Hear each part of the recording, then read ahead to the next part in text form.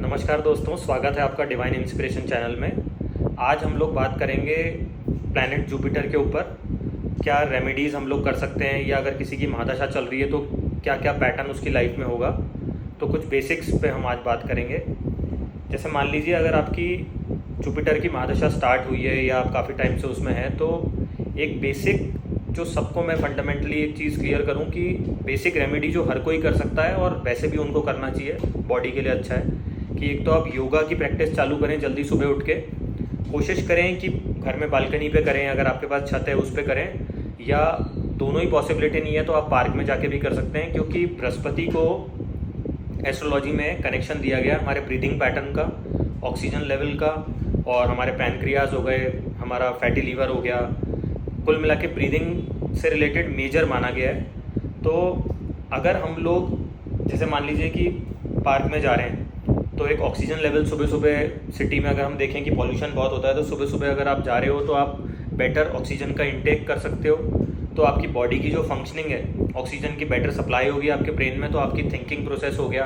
और मान लीजिए आप किसी भी वर्क पे जा रहे हैं तो आप एक फ्रेश फील करेंगे, क्योंकि सुबह आपने वर्कआउट कर लिया, योगा कर लिया और एक ऑक्सीजन को मेंटेन कर रहे हैं आप। फिर आप देखेंगे जैसे कुछ लोगों को मैं देखता हूँ कि आजकल जैसे सिटी में पॉल्यूशन बहुत बढ़ गया और छोटे बच्चे हैं उनको भी प्रॉब्लम आ रही है। तो इसका बेस्ट ये है कि आप लोग कोशिश करें कि ऐसा घर में रहें जिसमें भी पॉसिबिलिटी हो कि आपकी बिग विंडोज़ हों। जैसे ही आप सुबह उठते हैं तो एक तो सबसे पहले अपने घर की जितनी भी विंडोज़ हैं उनको खोलें, फ्रेश एयर का आपका आदान प्रदान हो, अंदर से एक रोशनी आए। तो एक उससे क्या होगा कि जो भी आपके रूम में, मान लीजिए सब लोग एसी में सोने की आदत है, तो जैसे ही आप सुबह अपनी विंडोज़ खोलेंगे तो आपका ऑक्सीजन लेवल बाहर से और अंदर से कुछ एक मेंटेन होगा, और एक आपको एक फील गुड फैक्टर जो होता है दिन के स्टार्ट में वो होगा।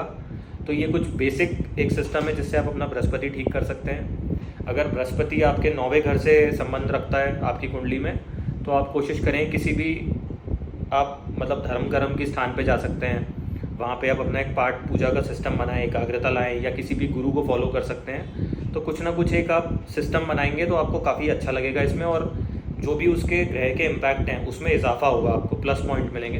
क्योंकि बृहस्पति आपकी ग्रोथ का भी कारक है, आपके बच्चों का भी कारक है, और 5, 7, 9 इसकी दृष्टि हैं। तो इन सभी घरों पे इसका फोकस है। तो इन सब के जो भी इम्पैक्ट हैं, सिग्निफिकेंस है, उसमें इंप्रूवमेंट मिलेगा आपको। मान लीजिए आपको 12th हाउस में बृहस्पति है, तो मैं कहूँगा कि आप स्पिरिचुअली किसी गुरु से कनेक्ट हों, मेडिटेशन करें, ध्यान लगाएं, तो एक बेटर रिजल्ट्स डिलीवर करेगा वो आपको। अब मान के चलते हैं कि जैसे मान लो कि आपको 4th हाउस में बृहस्पति है, तो बृहस्पति कालपुरुष कुंडली के 4th हाउस में नैसर्गिक एक उच्च का ग्रह माना गया है, उसको बल प्राप्त हो जाता है वहाँ पे।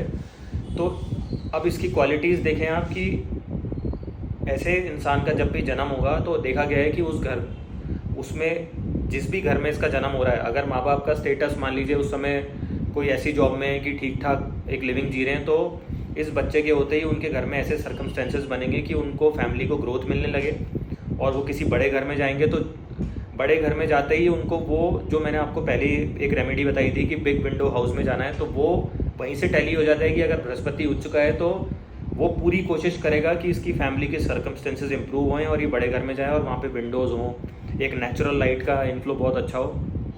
और आमतौर पे पार्क के पास भी इन लोगों का घर हो सकता है। चौथे घर का बृहस्पति हो तो ऐसा देखा गया है कि मंदिर ज़रूर होगा इनके घर के पास। तीसरे घर का होता है तो मान के चलो कि नेम फेम तो देगा ही आपको, भाई बहनों से भी अच्छी तालमेल होगी आपकी, और इनके घर के आसपास पीपल का पेड़ भी हो सकता है, ऐसा भी देखा गया। और पड़ोसियों से भी एक अच्छी तालमेल बनती है। लगन का गुरु अगर किसी को मिला है तो ये मान के चलो कि इस तरह का बच्चा जब भी जन्म लेता है तो मतलब कुछ ही समय में जब भी वो एक केपेबल हो जाता है डिसीजन मेकिंग और उसमें, तो उसको परिवार के अंदर बहुत इंपॉर्टेंस मिलती है और एक जिम्मेवारी लेके अपनी फैमिली को आगे बढ़ाने में वो सक्षम रहता है। ऐसा ऑलमोस्ट 85-90% कुंडलियों में मैंने देखा है कि अच्छा डिलीवर करते हैं। प्लस अगर किसी का 7th हाउस में बृहस्पति बैठा है तो 7th हाउस के बृहस्पति वाले की ये क्वालिटी है कि अगर मान लीजिए आपके ऑफिस में कोई एम्प्लॉई काम कर रहा है इसका, तो वो कुछ भी हो जाए आपको कभी घाटा नहीं लगने देगा, और आपके लिए होता है ना कि वर्क फोर्स पूरी रखेगा, 100% डिलीवर करेगा आपके काम वाली जगह पे। तो ये कुछ बेसिक्स पॉइंट्स हैं जो आज मैं आपसे डिस्कस कर रहा हूँ।